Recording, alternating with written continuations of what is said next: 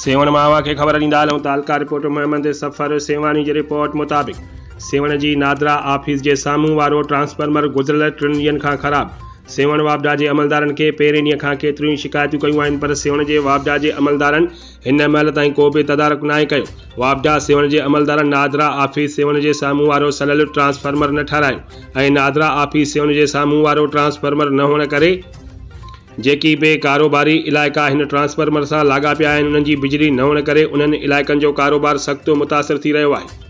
उन जे करे नादरा ऑफिस सेवण जे साम्हूं वारो ट्रांसफार्मर न हुअण करे सेवण जा जेकी उन इलाइक़े जा कारोबार करे रहिया आहिनि उहे सख़्तु परेशान नज़र अची रहिया आहिनि। उन्हनि दुकानदारनि जे कारोबार खे तमामु घणो नुक़सानु थी रहियो आहे, जॾहिं त सेवण जे नादरा ऑफिस जे साम्हूं वारो ट्रांसफार्मर न हुअण जे करे सेवण जो कारोबार कंदड़ अवाम खे वॾो नुक़सानु पहुची रहियो आहे। नादरा ऑफिस सेवण जे साम्हूं वारो ट्रांसफार्मर हींअर खां ई सड़ी रहियो आहे, त पोइ ऊन्हारे जी गर्म मौसम में हिन ट्रांसफार्मर जो छा हाल हूंदो।